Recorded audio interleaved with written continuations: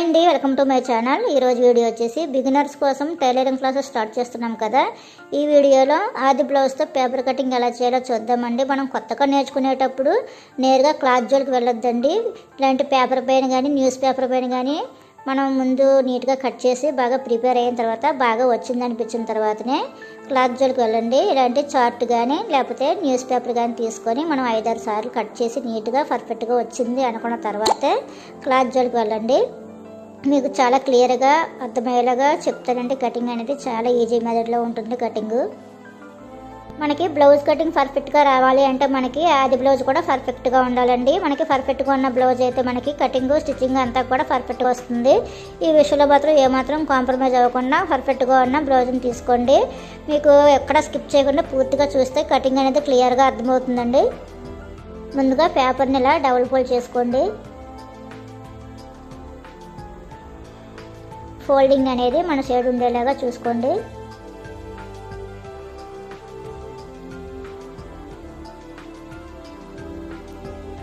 ఇలా నీట్గా సర్దుకున్న తర్వాత కిందని స్ట్రైట్గా ఒక లైన్ వేసేసుకోండి.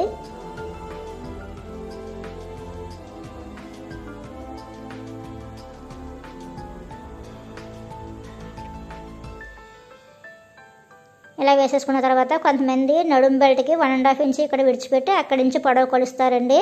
అలా చేస్తే బాగానే ఉంటుంది. అది సన్నగా ఉన్న వాళ్ళకి మాత్రమే కొంచెం బాగుంటుందండి. కొంచెం లావుగా ఉన్న వాళ్ళకి మనం మొక్క తిప్పుకున్నట్లయితే మనకి క్లాత్ అనేది అడ్జస్ట్ అవుతుందండి. ఇక్కడ నేను మొక్క తిప్పడం కోసం ఒక 1/4 ఇంచ్ మాత్రమే ఖర్చు విడిచిపెట్టి ఇంకొక లైన్ వేసుకుంటున్నాను. లావుగా ఉన్న సన్నంగా ఉన్న ముక్క తిప్పే అలవాటు మాత్రమే చేసుకోండి. అలాగైతేనే మనకి స్టిచ్చింగ్ బాగుంటుంది. ఇప్పుడు ఇక్కడి నుంచి మనం పొడవు కొలుచుకుందామండి. ఇక్కడ బ్యాక్ డాట్స్ ఉన్నాయి కదా, అక్కడి నుంచి ఇక్కడ షోల్డర్ జాయింట్స్ ఉన్నాయి కదా, అక్కడ వరకు ఇలా పట్టుకొని పొడవు అనేది కొలుచుకోవాలి. ఈ చివరి నుంచి కాకుండా ఇలా సెంటర్ నుంచి పొడవు అనేది కొలుచుకుంటే మనకి పర్ఫెక్ట్ పొడవు అనేది వస్తుందండి. ఇప్పుడు ఒరిజినల్కి ఒక మార్క్ వేసుకోండి. అక్కడి నుంచి మనం షోల్డర్ జాయిన్ చేయడానికి ఒక 1/2 ఇంచ్ ఖర్చు కావాలి కదా, దానికోసం ఒక 1/2 ఇంచ్ ఎక్స్ట్రాగా మార్క్ చేసుకొని స్ట్రైట్గా ఒక లైన్ వేసేసుకోండి. ఇలా లైన్ వేసుకున్న తర్వాత ఇప్పుడు నడుము కొలుద్దామండి. నడుము దగ్గర ఈ చివరిన కుట్లు ఉంటాయి కదా, అవి ఇలా సెంటర్కి ఫోల్డ్ చేసి నడుము ఎంత ఉందో ఈ కింద నుంచి కొలుచుకోవాలి. ఇలా కొలుచుకొని మన కుట్ల వరకు ఒక మార్క్ చేసుకోండి. ఇప్పుడు మనం బ్యాక్ డాట్స్ వేస్తాం కదా, దానికోసం 1 ఇంచ్ ఎక్స్ట్రాగా ఇంకొక మార్క్ వేసుకోండి. ఇలా వేసుకున్న తర్వాత చంక పొడవు అనేది ఈ విధంగా కొలుచుకోవాలండి. చంక కుట్టు నుంచి ఇలా కింద నుంచి ఇలా పైకి చంక కుట్టు వరకు ఒక మార్క్ వేసుకోండి. ఒక 1/2 ఇంచ్ ఎక్స్ట్రాగా మార్క్ వేసుకోండి. ఇప్పుడు దీనికి కూడా స్ట్రైట్గా ఒక లైన్ వేసేసుకోండి. ప్రతిదానికి ఖర్చులు ఉండేలాగా చూసుకోండి. ఒరిజినల్ కన్నా ఖర్చు కూడా ఉండేలా చూసుకోండి. ఇప్పుడు నెక్ విడ్త్ చూద్దాం. నెక్కి యువతల పక్క ఉన్న దాన్ని నెక్ విడ్త్ అంటారండి. ఇప్పుడు అది ఎంత చెస్ట్ వాళ్ళకి ఎంత పెట్టాలనేది చాలామందికి కన్ఫ్యూజ్గా ఉంటుంది. 32 నుంచి 36 వరకు చెస్ట్ ఉన్న వాళ్ళకి 2 ఇంచెస్ పెట్టుకోండి. 36 నుంచి 40 వరకు ఉన్న వాళ్ళకి 2.5 పెట్టుకోండి. 40 ఇంచెస్ అబోవ్ ఉన్న వాళ్ళకి 2.5 పెట్టుకుంటే షోల్డర్ కరెక్ట్గా సరిపోతుందండి. నేను ఇక్కడ 2 ఇంచెస్ పెడుతున్నాను. చిన్న బ్లౌజ్ అండి ఇది. నేను 2 ఇంచెస్ పెడుతున్నాను. దీని షోల్డర్ వచ్చేసి మనం బ్లౌజ్లో కొలుచుకోవాలండి. బ్లౌజ్ని ఇలా టర్న్ చేసుకొని మన షోల్డర్స్ జాయింట్ ఉన్నాయి కదా, అవి ఇలా సెంటర్కి ఇలా పట్టుకొని మన ఖర్చుతో పాటు కొలుచుకోవాలి. ఇలాగా నెక్ దగ్గర ఇటు సైడ్ ఒక 1/4 ఇంచ్ ఖర్చు విడిచిపెట్టి ఇటు సైడ్ ఖర్చులతో పాటు మార్కింగ్ చేసుకోండి. ఇలా మార్కింగ్ చేసుకున్న తర్వాత ఈ లెంత్ ఎంత వచ్చింది అనేది ఒకసారి చెక్ చేసుకోండి. ఈ లెంత్ ఎంత వచ్చిందో అదే లెంత్ కిందన కూడా వచ్చేలాగా మార్క్ చేసుకోండి.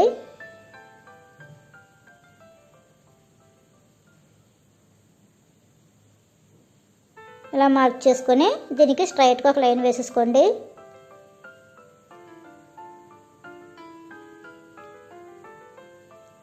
ఇలా వేసుకున్న తర్వాత ఈ కార్నర్లో 1.5 ఇంచ్కి ఒక మార్క్ చేసుకోండి. ఇలా మార్క్ చేసుకొని ఇలా క్రాస్గా ఒక లైన్ వేసేసుకోండి. ఇప్పుడు ఈ ఆమ్ డౌన్ ఉంది కదండి చంకదింపు, అది పొడవు ఎంత ఉందో ఒకసారి చెక్ చేసుకోండి. దాన్ని ఇలా సెంటర్కి ఫోల్డ్ చేసుకొని దానికి సెంటర్ పాయింట్ అనేది ఇలా ఒక మార్క్ చేసుకోండి. ఇలా మార్క్ చేసుకున్న తర్వాత ఇప్పుడు మనం చెస్ట్ రౌండ్ కొలాలండి. చెస్ట్ రౌండ్ని మన ఆది బ్లౌజ్ని ఇలా నీట్గా సర్దుకోండి. ముందు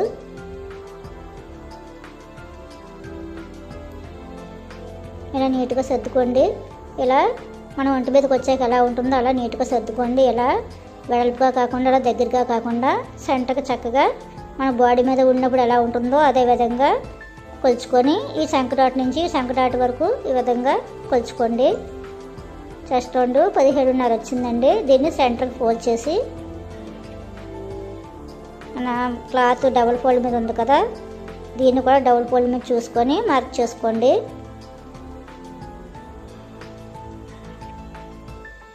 ఇలా మార్క్ చేసుకున్న తర్వాత చెస్ట్ రౌండ్ నుంచి నడుము వరకు ఇలా క్రాస్గా ఒక లైన్ వేసేసుకోండి. ఇలా వేసుకున్న తర్వాత మనం ఆమ్ డౌన్ దగ్గర సెంటర్ పాయింట్ పెట్టాము కదా, అలాగే కార్నర్లో 1.5 ఇంచ్కి ఒక మార్కింగ్ వేసుకున్నాము. అలాగే చెస్ట్ రౌండ్ దగ్గర ఒక మార్కింగ్ వేసుకున్నాం కదా, ఈ మూడింటిని కలిపితే ఇలా కరువు స్కేల్తో ఇలా డ్రాయింగ్ వేసుకోండి. ఆమ్ రౌండ్ అనేది మనం వేసిన డ్రాయింగ్ సరిపోయిందా లేదని ఆది బ్లౌజ్తో ఒకసారి చెక్ చేసుకుందాం. పైన ఒక 1/2 ఇంచ్ ఖర్చు కుడిచిపెట్టి ఇలా మొత్తం కొంచెం కొంచెం జరుపుకుంటూ కరెక్ట్గా ఉందా లేదనేసి ఒకసారి చెక్ చేసుకోండి. కరెక్ట్గా సరిపోయిందండి. ఇప్పుడు మనకి ఖర్చులు కావాలి కదా, ఇదంతా ఒరిజినల్ డ్రాయింగ్ వేసాము. ఇప్పుడు మనకి ఖర్చులు కావాలి. నేను 1.5 ఇంచ్ ఖర్చు పెడుతున్నానండి. మీకు ఎంత కావాలంటే అంత ఖర్చు పెట్టుకోండి. ఇలా పైన కదిన ఖర్చు పెట్టుకొని దీనికి కూడా ఒక లైన్ వేసేసుకోండి. ఇలా వేసుకున్న తర్వాత ఇప్పుడు మనకి నడుము డ్రాయింగ్ వేయాలి కదా, మన ఆది బ్లౌజ్ని తీసుకొని నడుము పొడవు ఎంత ఉందో ఒకసారి కొలుచుకోండి. ఇలా 2 కుట్లని సమంగా పట్టుకొని సెంటర్ పాయింట్ చూసుకొని నడుము అనేది ఈ విధంగా కొలుచుకోండి. కింద నుంచి ఇలా కొలుచుకొని ఒరిజినల్కి ఒక మార్క్ వేసుకోండి. అలాగే ఖర్చు కోసం ఒక 1/2 ఇంచ్కి ఇంకొక మార్కింగ్ వేసుకోండి. ఇప్పుడు మనం పైన నెక్ విడ్త్ దగ్గర 2 ఇంచెస్ మార్క్ చేసుకున్నాం కదా, అదే 2 ఇంచెస్ని కిందన కూడా మార్క్ చేసుకోండి. ఇలా మార్క్ చేసుకొని దీన్ని స్క్వేర్ నెక్ లాగా డ్రాయింగ్ వేసేసుకోండి. మీకు స్క్వేర్ నెక్ కావాలంటే అలాగే కట్ చేసేసుకోండి. లేదా రౌండ్ నెక్ కావాలి అనుకుంటే ఈ కార్నర్లో ఒక 1/2 ఇంచ్కి ఈ విధంగా ఒక 1/2 ఇంచ్కి ఒక మార్కింగ్ చేసుకొని పైనుంచి కొంచెం కొంచెం రౌండ్ చేసుకుంటూ రౌండ్ నెక్ అనేది డ్రాయింగ్ వేసుకోండి.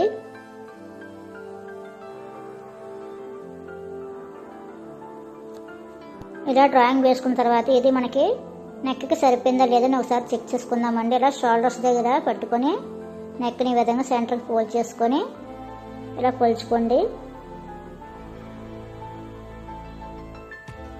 ఇలా కొంచెం మిగిలింది కదండి, అది మనకి క్లాత్ కుట్టేటప్పుడు సాగుతుంది కదా, అది కరెక్ట్గా సరిపోతుందండి. కొంచెం తగ్గించి కట్ చేసినా పర్వాలేదు. ఇప్పుడు కట్ చేసేసుకుందాం.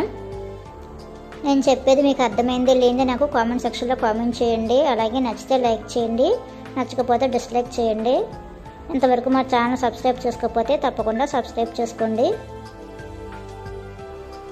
ఇలా కట్ చేసుకున్న తర్వాత ఒరిజినల్కి ఒక టక్స్ పెట్టేసుకోండి. మనం కుట్టేటప్పుడు కన్ఫ్యూషన్ లేకుండా ఉంటుంది.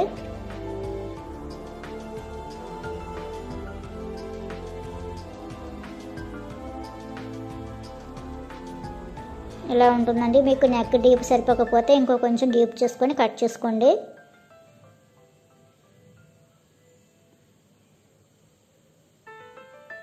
బ్యాక్ పార్ట్ కటింగ్ చూసారు కదండి. నెక్స్ట్ వీడియోలో ఫ్రంట్ పార్ట్ కటింగ్ ఎలా చేయాలో చూపిస్తాను. మా వీడియో నచ్చితే లైక్ చేయండి, షేర్ చేయండి. Thank you for watching.